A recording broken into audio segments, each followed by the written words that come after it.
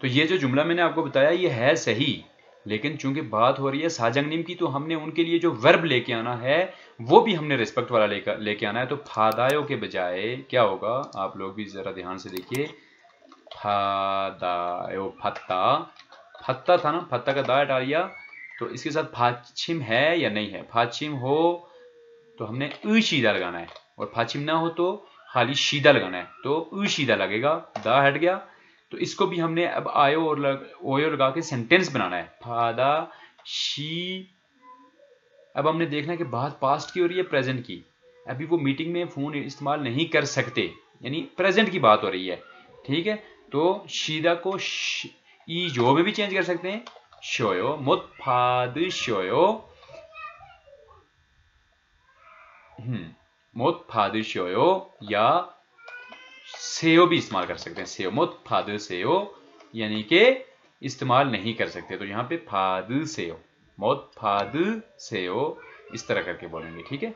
साजंग निमोन चिगम हे चुंगी रासो, कि बॉस अभी मीटिंग में होने की वजह से छोनोरुल मोत फाद सेयो, कि अभी कॉल को अटेंड नहीं कर सकते। मोत फादायो से फाद सेयो, फाद शोयो, इस तरह भी हो सकता है, मोत फाद शोयो, इस तरह कि इस अटेंड नहीं कर सकते, पॉसिबल। ये मौत का मतलब है कर सकना, मौत नहीं ना कर सकना, कैन नॉट बोलते हैं जिसे हम अंग्रेजी में। तो उम्मीद है कि इसकी भी आपको अच्छी तरह से समझ आ चुकी होगी। अब हम पार्ट नंबर 2 की तरफ आते हैं। तो इसमें थेवा ई है, ये भी हम करेंगे ग्रामर के बाद। पहले इसकी हम ग्रामर देख लेते हैं, वोकैबुलरी देख लेते हैं।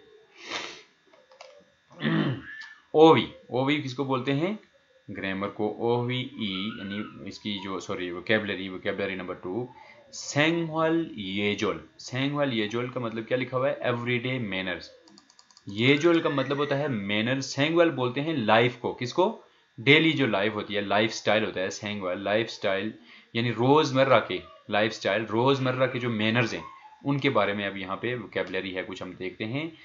शिम्बल उल शिंको, शिंको इसको क्या बोलेंगे, शिंको थुरो खादा। शिम्बल बोलते हैं शूज को, बूट को, जूते, शूज। उल शूज को, शिंको बूट पहनना और बूट उतारना, ठीक है, शूज उतार के अंदर जाना।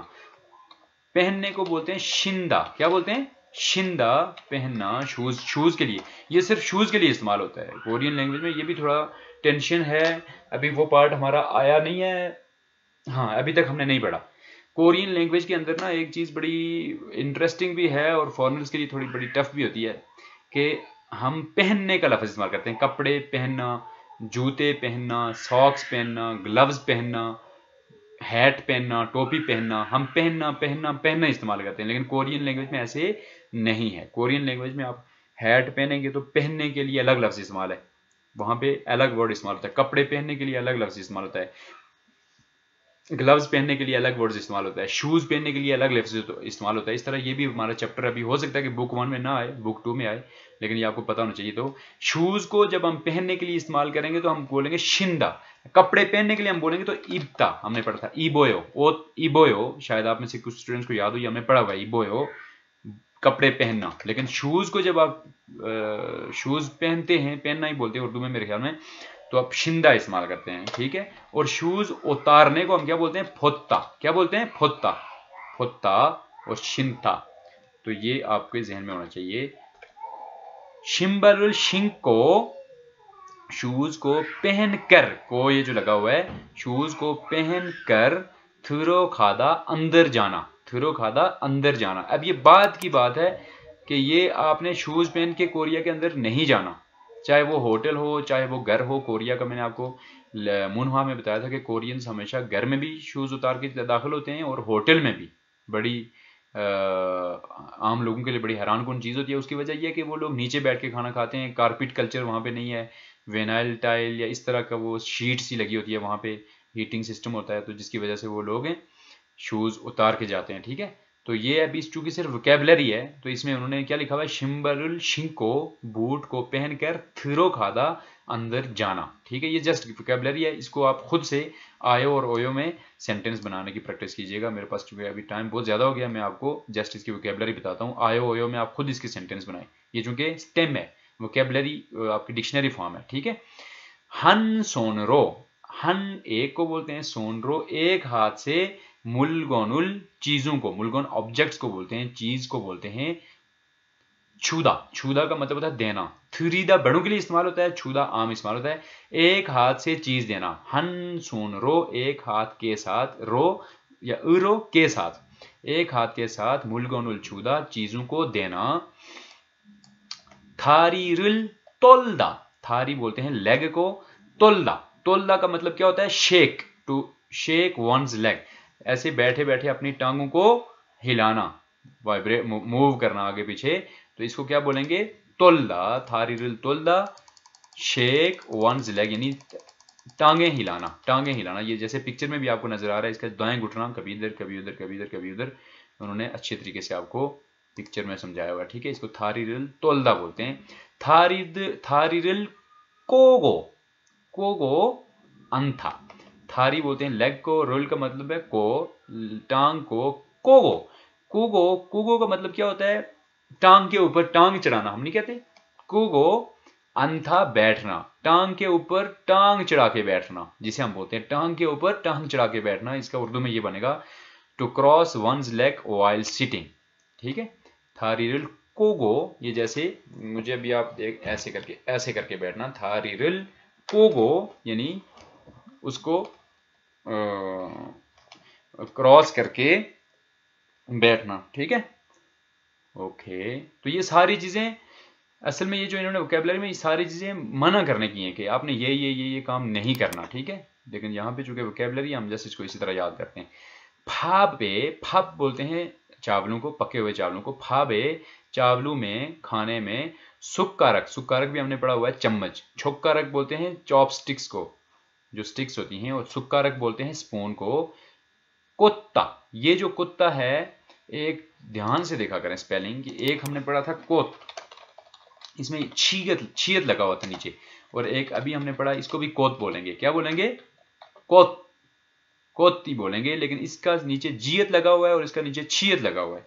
ठीक है, तो ये आपने बड़े ध्यान से देखना है इस तरह की चीजों को।